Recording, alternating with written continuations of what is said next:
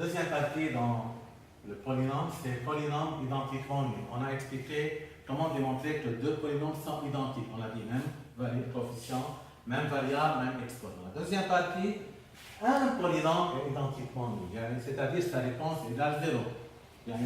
Si je vous demande une question, comment un nombre devient égal à 0? Vous pouvez me dire avant de x égale 0, à place de x égale 0, un de ces deux nombres, le coefficient ou variable est nul, c'est-à-dire le nombre est nul.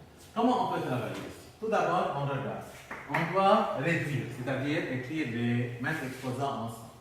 On a 2x3 et on a moins 2ax3.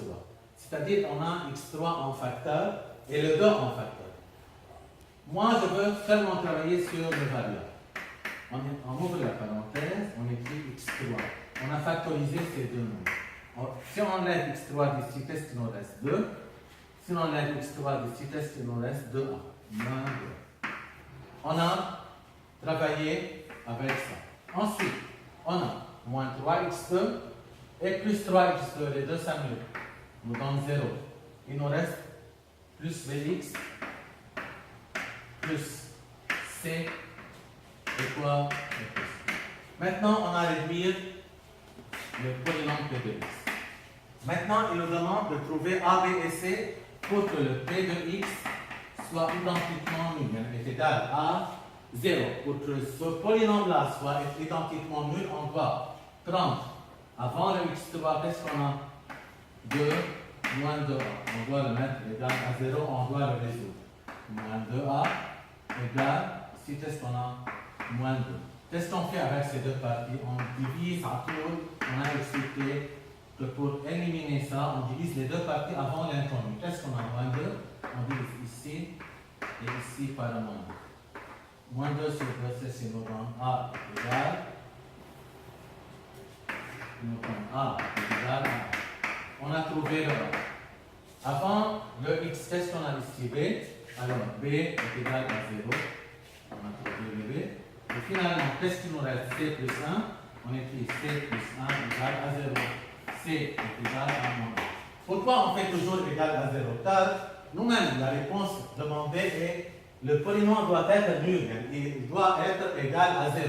Regardez, si on place à la place de A1 ici, qu'est-ce qu'on fait? 2 fois 1, c'est 2. Moins 2, c'est 0. Éliminez. À la place de B, sa réponse 0x, c'est 0. À la place de C, moins 1. Moins 1 plus 1, c'est 0. La réponse obtenue et tout est égal à quoi? À 0. On a transformé le polynôme en un polynôme identiquement nul. Maintenant, la dernière partie, c'est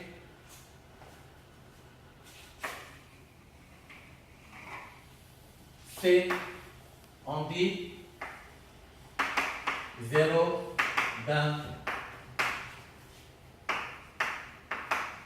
ou bien racine d'un polynôme ou bien solution d'un polynôme. Ces trois termes, ça revient à 0 ou bien racine ou bien solution, c'est-à-dire quelle valeur d'un polynôme le donne égal à 0. Par exemple,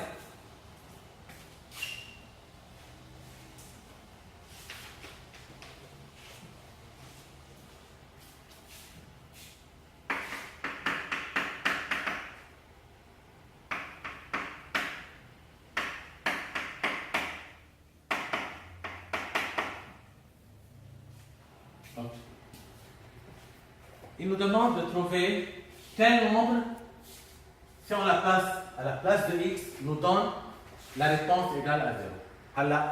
On peut travailler plusieurs nombres, mais eux-mêmes dans la question, on a par exemple, parmi les nombres suivants, 0, 1 et moins 1, trouvez ceux qui sont solution de P de x. Solution, c'est-à-dire ou bien racine ou bien 0. Qu'est-ce qu'on fait? On fait P de 0. On fait P de 1. Et on fait P 2 moins 1. C'est-à-dire, à la place de x, on met première fois 0, deuxième fois 1, troisième fois moins 1. Là, le nombre qui nous donne la réponse égale à 0, on dit que c'est un 0 ou bien racine ou bien solution. On va essayer. À la place de x, on met 0. C'est 0 à la puissance 3. Moins 3 fois 0 à la puissance 2. Plus 0. Plus. Maintenant, la calculatrice. Ça nous donne 0, 0, 0. Qu'est-ce qu'on a à la réponse? C'est 1. On dit 0 n'est pas une racine. On peut dire ou bien une racine ou bien une solution. Maintenant, 1, c'est 1 à la puissance 3. Moins 3 fois 1 à la puissance 2. Plus 1 plus 1. Qu'est-ce que nous donne? 1 à la puissance 3, c'est 1. Moins 3 fois 1 au carré, c'est 3. Plus 1 et plus 1. On a 1 plus 1 plus 1, c'est 3. Moins 3, qu'est-ce que nous donne? Qu'est-ce qu'on dit ici que le nombre 1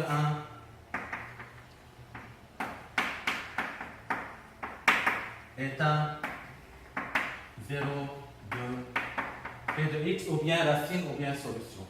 P de moins 1, maintenant à la place de x, on met moins 1. Moins 1 à la puissance 3, moins 3 fois moins 1 à la puissance 2, plus moins 1 et plus 1. También, on travaille directement avec la calculatrice. On nous donne moins 1, moins 3, moins 1, plus 1. Moins 1 plus 1, moins 4 la réponse. Ce n'est pas 0, donc moins 1 n'est pas une solution de x. Comme ça, on a terminé l'explication du chapitre 3.